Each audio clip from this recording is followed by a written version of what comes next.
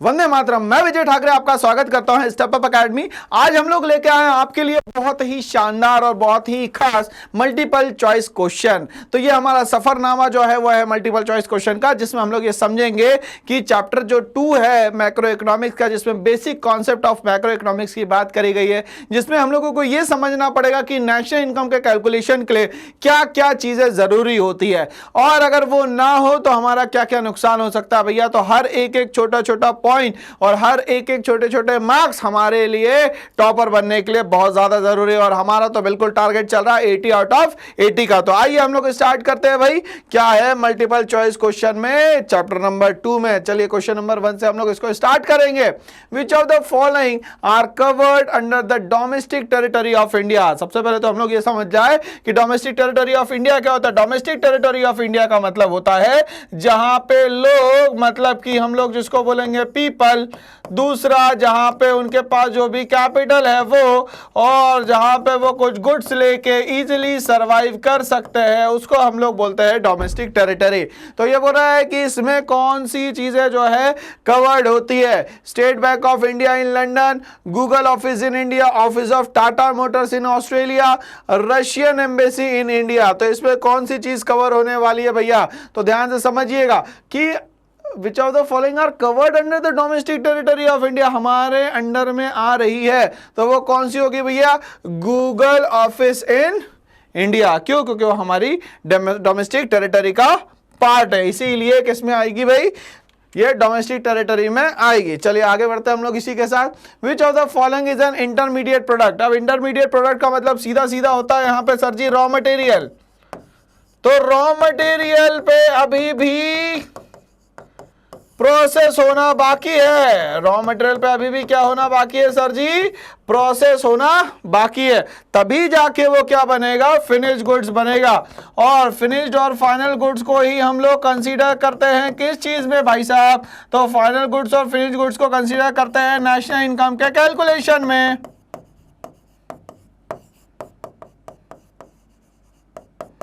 ठीक बात है। चलिए तो अब ये बोल रहा है कि इसमें से कौन सा इंटरमीडिएट गुड्स में आएगा। यहां पे हम लोग को ध्यान देना है, purchase of pulses by consumer, machine purchases by a firm, wheat use by flour mill, या हम लोग बोल सकते हैं wheat use by household. तो ये हाउस होल्ड ने जो यूज किया ये तो फाइनल गुड्स हो गया, उसके लिए भाई अभी उस पर प्रोसेस होना बाकी है।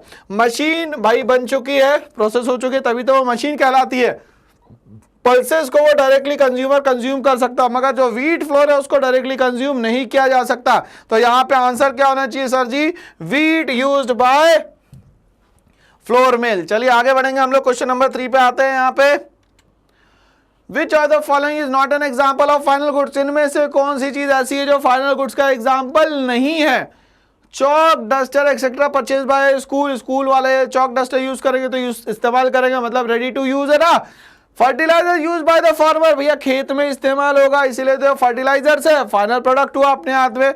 Wheat use by the flour mill, flour mill जो है वो यूज कर रहा है किसका, वीट का। तो इसमें बोल रहा है कि कौन सा इसमें से एग्जाम्पल नहीं है। तो यहाँ पे तीनों ही जो है ये फाइनल गुड्स के एग्जाम्पल नहीं है, मतलब इसमें कुछ ना कुछ चीजें हम लोग क्या कर सकते हैं, अभी भी एड ऑन कर सकते हैं। तो आंसर क्या होना चाहिए सर जी इसका, ऑल ऑफ दीज। आंसर क्या होगा यहाँ पे, ऑल ऑफ दीज। चलिए आगे बढ़ते हैं। Which of the following constitute the reason for difference between market price and the factor cost. हमें पता है मार्केट प्राइस का मतलब होता है वो चीज जिसपे इसको बेचा जाता है, तो ये हमेशा ग्रॉस हुई, मतलब ये हमेशा ज्यादा होगी। ठीक है, इसको मैं इजी लैंग्वेज में सेलिंग प्राइस भी बोल सकता हूँ। फैक्टर कॉस्ट की बात करूं तो इसको मैं बोल सकता हूँ कॉस्ट ऑफ प्रोडक्शन, चीजों को बनाने के लिए जो खर्चा लगता है उसको बोलते हैं हम लोग फैक्टर कॉस्ट या कॉस्ट ऑफ प्रोडक्शन। ठीक है, अब इसमें से बोलता है इन दोनों के बीच का डिफरेंस क्या होता है, तो इन दोनों के बीच का डिफरेंस होता है सर जी एनआईटी, और एनआईटी लाने के लिए क्या करना पड़ता है, तो आईटी माइनस सब्सिडीज करना पड़ता है। क्या करना पड़ता है, आईटी माइनस सब्सिडीज करना पड़ता है। तो कौन सी वैल्यू आएगी भैया इसमें, तो इसमें आंसर क्या आना चाहिए फोर्थ का, इनडायरेक्ट टैक्स माइनस सब्सिडीज। तो answer is both A and B. Answer क्या आएगा सर यहाँ पे, बोथ ए एंड बी। चलिए आगे बढ़ते हैं हम लोग इसी के साथ।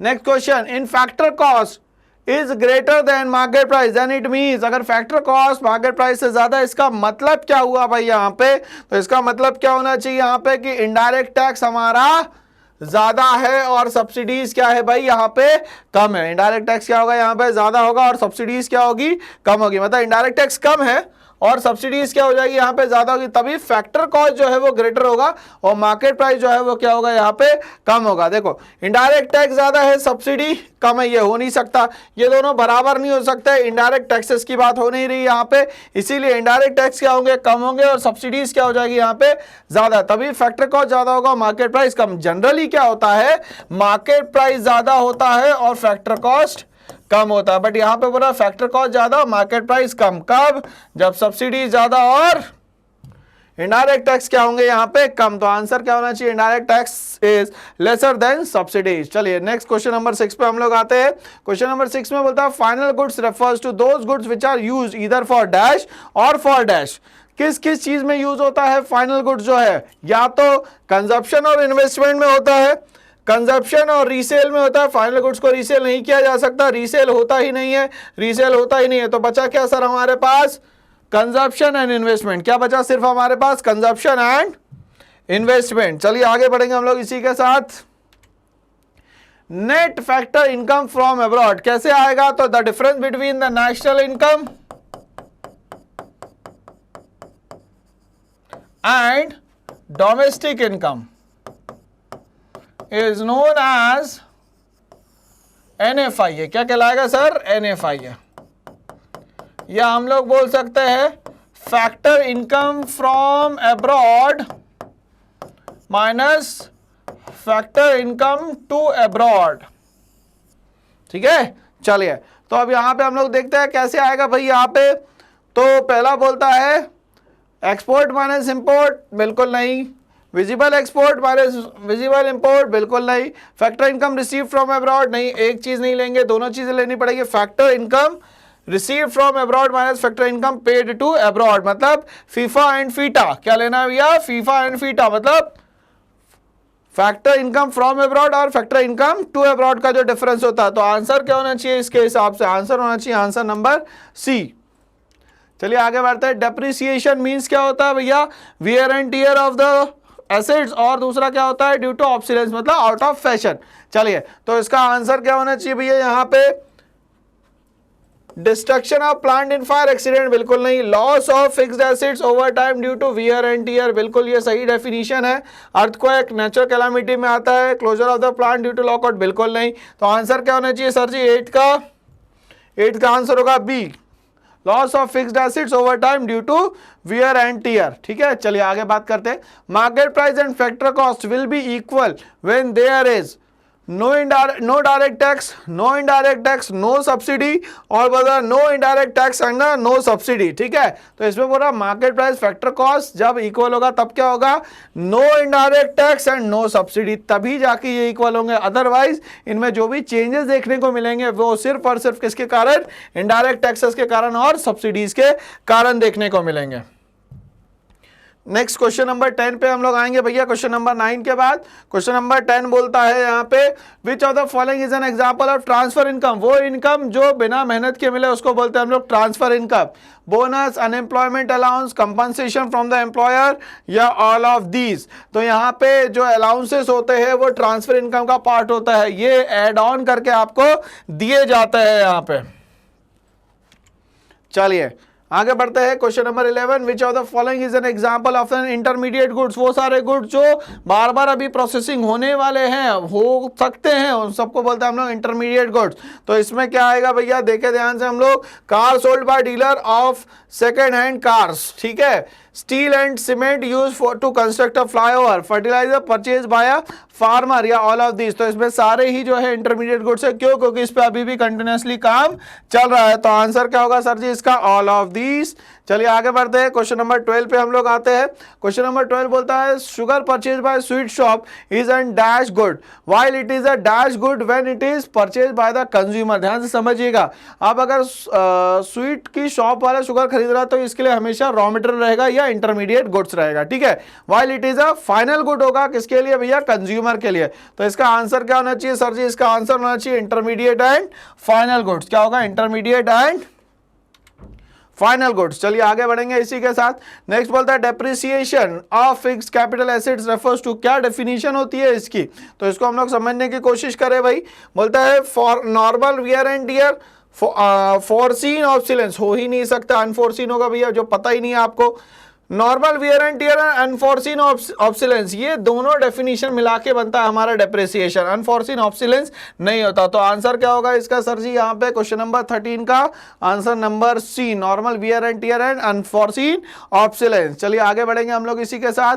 फिर बोलता है unforeseen obsolescence of fixed asset capital assets during production is, क्या कहलाता है यहाँ पे, तो 14 बोलता है भैया कंजप्शन ऑफ फिक्स्ड कैपिटल, बिल्कुल नहीं, कैपिटल लॉस नहीं, इनकम लॉस है, मतलब depreciation is always a kind of loss, depreciation हमेशा क्या होता है अपने आप में लॉस की कैटेगरी में आता है। चलिए आगे बढ़ेंगे हम लोग यहाँ पे क्वेश्चन नंबर 15 पे बात करते हैं हम लोग। यहाँ पे क्वेश्चन नंबर 15 बोलता है यहाँ पे कि refrigerator purchase by confectionery shop is an example of, confectionery shop वाला अगर रेफ्रिजरेटर खरीदता है तो इसका मतलब क्या हुआ, final goods, intermediate goods, capital goods, both A and B, A and C.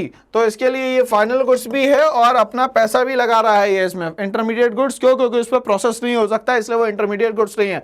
तो आंसर क्या होगा इसका, D, both A and C. क्या होगा भाई, बोथ ए एंड सी। आगे बढ़ते हैं हम लोग क्वेश्चन नंबर 16 पे आते हैं। क्वेश्चन नंबर 16 क्या बोलता है, विच of the following is an example of non durable good. Non durable goods का मतलब होता है समय बहुत ही कम रहे और आपको उसको इस्तेमाल करना पड़ जाए, उसको बोलते हैं हम लोग नॉन ड्यूरेबल गुड्स। तो ये किस में आएगा, milk, bread, both A and B, या क्लोथ्स में आएगा। तो ये मिल्क एंड ब्रेड जो है बहुत ही कम समय के लिए आप इस्तेमाल कर सकते हैं, तो इसका आंसर होगा sir both A and C. क्या होगा, बोथ ए एंड बी। तो C is the correct option. आगे बढ़ते हैं हम लोग। Addition to the capital stock of an economy is termed as investment, capital loss, consumption of fix capital, या all of these. तो ये हमेशा कैपिटल स्टॉक में जो जोड़ा जाता है उसको कहा जाता है इन्वेस्टमेंट। क्या कहा जाता है सर जी, इन्वेस्टमेंट। तो आंसर क्या होगा इसका, आंसर होगा इसका इन्वेस्टमेंट। चलिए 17 के बाद 18 पे हम लोग आते हैं। 18 में हम लोग बात करेंगे Japanese embassy in India is a part of domestic territory of, किसका पार्ट होगा, तो वो होगा जापान का। क्यों, क्योंकि वो प्रॉपर्टी बिलोंग करती है जापान को, ठीक है। तो किसका पार्ट होगा भैया, जापान का। तो आंसर क्या होना चाहिए सर जी, जापान। चलिए आगे बढ़ेंगे हम लोग इसी के साथ। नेक्स्ट क्वेश्चन नंबर 19 पे हम लोग आते हैं। क्वेश्चन नंबर 19 में बोलता है foreign embassies in India are a part of India, choose the correct alternative. तो ये किसका पार्ट होगी भैया, तो जाहिर सी बात है ज्योग्राफिकल टेरिटरी का पार्ट होगी, इकोनॉमिक टेरिटरी तो होगी नहीं। क्यों, क्योंकि ये ना 1 साल रहेगा, ना 1 साल से ज़्यादा यहाँ पे रह सकता है, ना ये कमा सकता है, ना इससे कोई इकोनॉमिक इंटरेस्ट है यहाँ पे। तो ये क्या होगी भैया, ज्योग्राफिकल टेरिटरी होगी। क्या होगी यहाँ पे, ज्योग्राफिकल टेरिटरी होगी। चलिए आगे बात करते हैं। Good purchase for the following purpose are final goods, वो सारे गुड जो फाइनल पर्पस के लिए यूज किए जाते हैं। चूज द करेक्ट अल्टरनेटिव, तो इसका क्या अल्टरनेटिव होगा, हम लोग बात करें for satisfaction of want, for investment in firm, both A and B, या none of this. None of this तो है नहीं, तो इसमें क्या होगा भैया, आप फाइनल गुड्स इसलिए खरीदते हैं ताकि आपकी जो नीड्स है वो फुलफिल हो सके और इन्वेस्टमेंट भी हो सके किसमें, फर्म में। तो क्वेश्चन नंबर 20 का आंसर होगा answer number C, A and B. चलिए आगे बढ़ते हैं। Which of the following is not a flow, इसमें से कौन सा फ्लो नहीं है आपसे पूछा जा रहा है। तो यहाँ पे इनकम, इन्वेस्टमेंट, डेप्रिसिएशन ये कंटिन्यूअसली चलते रहते हैं, बट ये एक बार लगाने के बाद दोबारा इसको नहीं लगा सकते, इसीलिए ये कैपिटल जो है अपने आप में स्टॉक है, ना कि फ्लो। तो आंसर क्या हो जाएगा सर जी, कैपिटल। क्वेश्चन नंबर 22 पे आता है, विच of the following is a face of circular flow of income. Circular flow of income का कौन सा इसमें से फेस है, तो भैया तीनों ही फेस है, पहले जनरेट होता है, फिर डिस्ट्रीब्यूट होता है और फिर डिस्पोज होता है। All the three faces of the circular flow of income. तो आंसर क्या होगा इसका, डी, ऑल ऑफ दीज। चलिए आगे बढ़ते हैं हम लोग। क्वेश्चन नंबर 23 पे आते हैं। क्वेश्चन नंबर 23 बोलता है विच of the following is not example of the flow variable, कौन सा फ्लो वेरिएबल का एग्जांपल नहीं है। Number of birth during the year, ये चलता रहेगा तो फ्लो है। नेशनल वेल्थ, पैसा आता जाता रहता है। नेशनल इनकम साल भर में एक ही बार कैलकुलेट होती है। Wheat produce during the year, during the year मतलब कितने बार हो सकता है यहाँ पे, तो ये क्या हो जाएगा, national income is the correct answer, just because national income एक ही बार साल भर में फाइनल गुड्स पे कैलकुलेट होती है। बट यहाँ पे हम लोग थोड़ा सा और ध्यान दें कि बोल रहा है विच of the following is not a example of flow variable. तो यहाँ पे नेशनल वेल्थ जो है एक ही बार आएगी, ठीक है। चलिए आगे बढ़ते हैं हम लोग यहाँ पे, विच of the following is not considered a factor income. Factor income का मतलब क्या होता है, मेहनत की कमाई जो हमारे पास आती है उसको बोला जाता है यहाँ पे factor income. Rent, wages, gift from abroad और प्रॉफिट, तो इसमें आंसर होगा भैया यहाँ पे वो सारी चीजें जो हमें फ्री में मिलती है उसको हम लोग क्या बोलते हैं यहाँ पे भैया, ट्रांसफर इनकम, ठीक है। और जो हमें मेहनत के बदले में मिलती है उसको क्या बोलते हैं हम लोग यहाँ पे, फैक्टर इनकम, ठीक है। अब यहाँ पे क्या हो जाएगा, ये जो गिफ्ट फ्रॉम अब्रॉड है ये अपने आप में क्या है, ट्रांसफर इनकम है। रेंट, वेजेस, प्रॉफिट जो है ये सब भी मिलता है हम लोगों को। अगर क्वेश्चन नंबर 24 को ध्यान से समझे हम लोग, not considered a factor income, तो गिफ्ट फ्रॉम अब्रॉड को हम लोग यहाँ पे ट्रांसफर इनकम, फैक्टर इनकम नहीं मान सकते, ठीक है, क्योंकि ये ट्रांसफर इनकम का पार्ट है। Two sector economy consist of, कौन से दो सेक्टर से किसी इकोनॉमी में, household firm, firm, foreign sector, household government या फर्म और गवर्नमेंट, ठीक है। तो इसमें सबसे पहले हम लोग जो पहले बेसिक सेक्टर से स्टार्ट करते हैं वो है हमारे पास दो, हाउस होल्ड और फर्म्स। कौन कौन से है, हाउस होल्ड और फर्म। तो आंसर क्या होगा सर जी हमारा यहाँ पे, हाउस होल्ड एंड फर्म्स। चलिए आगे बात करते हैं, stock variable is defined as a variable which is, stock variable वो वेरिएबल है जो कि क्या शो करता है हम लोगों को यहाँ पे।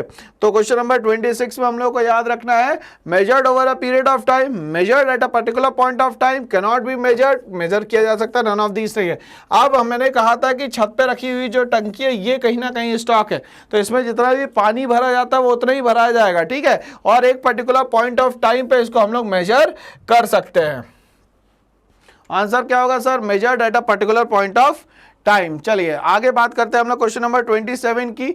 बोलता है losses are classified as, losses कैसे क्लासिफाइड करते हैं हम लोग, तो लॉसेस हम लोग फ्लो वेरिएबल के थ्रू करते हैं, कभी भी परमानेंट लॉस नहीं होता, इसीलिए लॉसेस को हम लोग फ्लो वेरिएबल का पार्ट यहाँ पे मानते हैं। तो आंसर क्या होगा सर जी यहाँ पे क्वेश्चन नंबर 27 का, क्वेश्चन नंबर 27 का आंसर होगा बी। चलिए आगे बढ़ते हैं हम लोग क्वेश्चन नंबर 29 पे आते हैं, 28 पे आते हैं सॉरी।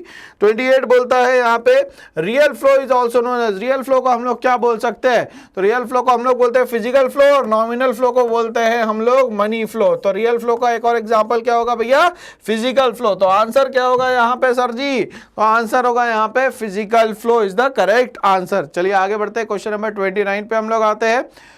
बोलता है विच of the following is not the consumption sector, कौन सा जो है कंजप्शन सेक्टर का पार्ट नहीं है, हाउस होल्ड, फर्म, फॉरेन या गवर्नमेंट, ये सारे लोग क्या करते हैं, चीजों को कंज्यूम करते हैं। हाउस होल्ड जनरली पहले चीजों को बनाने का काम करता है, इसीलिए इसका आंसर क्या होगा सर जी, हाउस होल्ड। क्या होगा इसका आंसर, हाउस होल्ड। आगे बढ़ते हैं हम लोग, नेक्स्ट बोलता है question number 30, money flow involves exchange of, money flow में क्या इन्वॉल्व होता है, goods and services, gift, money या मनी, नन ऑफ दीज, ठीक है। मनी फ्लो में सबसे ज्यादा इंपॉर्टेंट होती है मनी, तो मनी इन्वॉल्व होगी भाई हमेशा इसमें।